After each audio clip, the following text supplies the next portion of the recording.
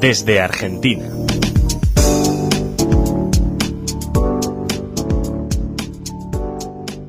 Hola oyentes de Radio Sefarat, volvemos a comunicar con la redacción de Nueva Sion como cada 2 semanas con su director, con Gustavo Efrón. ¿Qué tal? Hola Jorge, ¿cómo están? Muy bien, queremos como cada 2 semanas volver a escuchar tus reflexiones, a veces son sobre la situación, la actualidad y a veces sobre productos culturales, dicho de alguna manera, ¿no? Como es en este caso.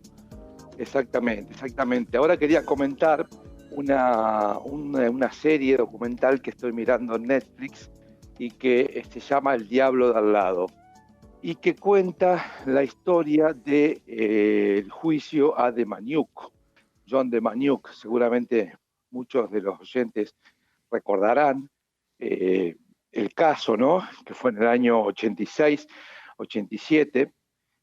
Una persona que trabajaba operario de la Ford en Estados Unidos y que a partir de investigaciones realizadas en el Mossad y demás, se detecta que en teoría era Iván el Terrible, ¿no? Iván el Terrible, que fue, digamos, un terrible, digamos, sádico de Auschwitz, ¿no? Que disfrutaba haciendo, digamos, no solamente en el envío de las personas y de los judíos a los crematorios, sino haciendo diferentes tipos de vejaciones humanas y demás. Bueno, la cuestión es que se hizo un juicio, digamos, se hizo una extradición a Israel y hubo un juicio en Jerusalén similar. A mí me trajo muchas, digamos, connotaciones de lo que es lo que fue el juicio a Eichmann, ¿no? Es porque tenía hasta características similares, ¿no? Y bueno, es interesante, ¿no? Porque digamos, es un caso y la serie va mostrándolo de manera brillante, ¿no? Cómo una persona digamos, es enjuiciada por un tema, finalmente condenada por otra, digamos, ¿no? Pero cómo se van haciendo diferentes historias y testimonios de sobrevivientes y demás, sobre la base de una memoria visual que termina siendo contrastada, digamos, ¿no? Porque finalmente, digamos, digamos, no se terminó demostrando que él haya sido efectivamente Iván el Terrible, ¿no? Ahora, obviamente, el juicio, digamos, fue sentenciado, ¿no? Este hombre, digamos, y había sido sentenciado a la pena de muerte, pero las apelaciones alargaron el juicio y la evitaron, ¿no? Muy interesante porque hay distintos guardias de Treblinka que hablaba del verdadero apellido del acusado, que era Machenko y no de Machenko, ¿no? Y esas declaraciones que fueron obtenidas por los soviéticos, digamos, a la finalización de la Segunda Guerra Mundial, ¿no? O sea, que son los soviéticos los que procesaron penalmente a los ucranianos, ¿no? Que ayudaron a los nazis como fuerzas auxiliares durante la guerra, ¿no? De modo que finalmente en el 93 fue liberado de prisión y regresó a los Estados Unidos de América, donde le devolvieron la ciudadanía, ¿no? Es decir que de alguna manera fue un caso muy, muy interesante porque muestra las contradicciones de un caso, ¿no? Donde en realidad, si bien fue acusado de algo, en realidad nunca se terminó de demostrar y al final es exculpado, ¿no? Pero más allá de eso, del caso en sí mismo, que de última la historia determinará lo fehaciente o no, lo interesante del caso es cómo se fue dando el caso en sí mismo, porque digamos, hay un abogado israelí que es contratado por Demjanjuk. Primero estuvo como 3, 4 meses buscando abogado y no conseguía abogado. Nadie en Israel quería defender a Iván el Terrible, digamos. Finalmente, luego de varios meses, consigue un abogado. Y ese abogado es tomado como el enemigo público número 1 de Israel, ¿no?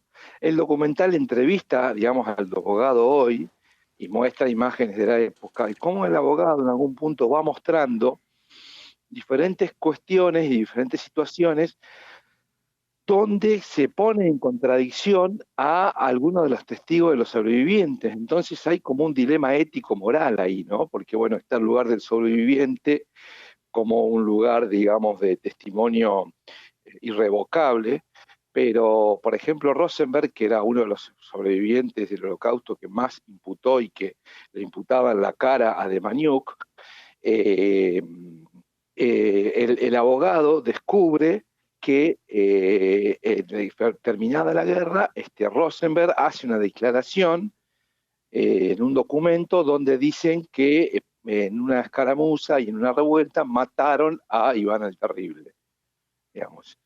Entonces ahí se contrasta el testimonio de lo que había escrito en su momento Rosenberg con lo que efectivamente estaba testimoniando ahí, ¿no?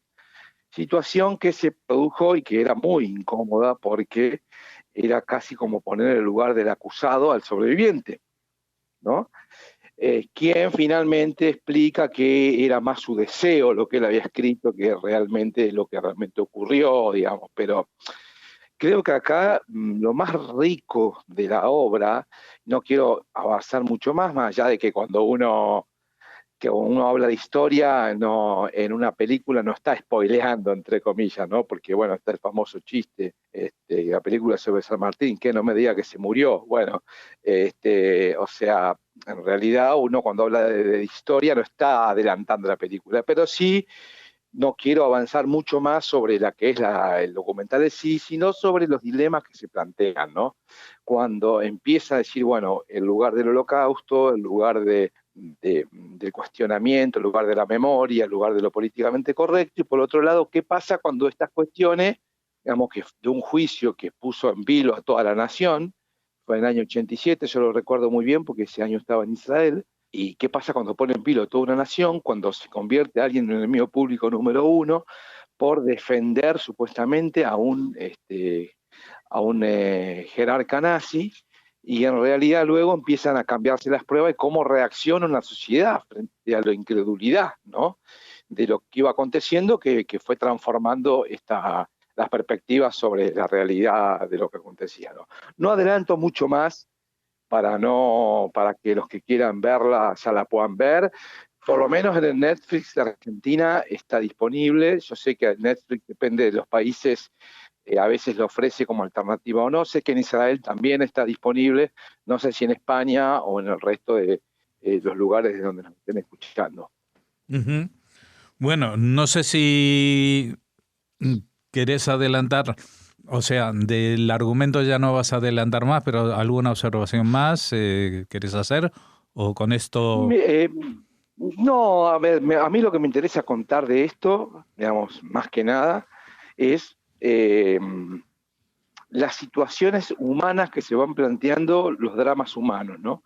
De hecho, a partir de esto nosotros, digamos, estamos encarando una nota que tenga que ver con la revisión de aquella vieja tesis de la banalidad del mal de Hannah Arendt, ¿no? Porque en realidad, digamos, la tesis de la banalidad del mal, digamos, que plantea, bueno, esto de la cuestión del la microfísica de la perversidad, por llamarlo así en términos de Foucault, es decir, que está en las pequeñas cuestiones que todos los días cada uno de los ciudadanos van haciendo lo que constituye lo colectivo, ¿no? Entonces, si no sos de pronto el genocida principal, pero vos sos un guardia, ¿cuál es tu participación y tu lugar que tenés dentro de un colectivo? Es decir, aquel que todos los días hacía su pequeño trabajo, ¿no? Cotidiano, y simplemente cumplía con una función, ¿no? Si esa función era parte de un engranaje, ¿qué responsabilidad le cabe a cada uno de las personas que van participando de un proceso más global, ¿no? Acá, digamos, se plantean esta cuestión, y que fue una tesis que en algún punto fue cuestionada luego, ¿no? Y sobre la que hay siempre revisiones, ¿no? Ya hace más de 50 años que escribió Hannah Arendt La banalidad del mal, y yo creo que esta película nos lleva también a examinar la cuestión de la banalidad del mal, ¿no? Que es las pequeñas cuestiones, ¿no? que hacen a los procesos genocidas, y en qué medida el pequeño aporte que cada uno hace ayuda o no. La otra pregunta es, bueno, si esto no es una forma de digamos, quitar dimensión de responsabilidad a los que realmente tomaron decisiones, ¿no? Es decir, diluir el poder, diluir el conflicto y diluir la responsabilidad en que todos de alguna manera fuimos responsables, y entonces las decisiones de los mayores decisores quedan un poco entramadas en un contexto de época. Son como las dos miradas que uno podría contraponer frente a esto. Yo creo que esta mirada, esta contraposición de miradas, es, digamos, si uno tiene que tratar para mí, de mirar esta película con algún ojo más allá de la curiosidad por conocer la historia, si uno quiere plantearlo desde el punto de vista de un dilema ético-filosófico, creo que la contrastación de los dos argumentos por los cuales uno podría apoyar la tesis de la banalidad del mal o la podría desistir, está bueno, digamos, hacer el ejercicio de mirarla un poquito teniendo en cuenta esta perspectiva. Pues te agradecemos mucho, Gustavo Efron, este soplo, porque habrá mucha gente que escuchando esto, pues si tienen Netflix, pues se atrevan a ver El Diablo de al lado. Exactamente. Pues ya saben, una película que te va a hacer, un documental que os va a hacer pensar. De eso se trata. Y dentro de 2 semanas volveremos a comunicar contigo, si no te importa. Por supuesto. Vale la aclaración que cuando uno dice documental, yo me acuerdo que antes yo miraba un documental y me sentaba, era como una voz en off, media aburrida, digamos que ya uno se fue cansando. Bueno, como están hechos hoy los documentales, y este es un documental clásico, digamos, es como un documental que va trabajando desde una narrativa determinada que es atrapante, que es importante decirlo porque uno lo empieza a ver y no lo puede terminar. Pues muchas gracias por habernos atendido y hasta la próxima. Hasta la próxima.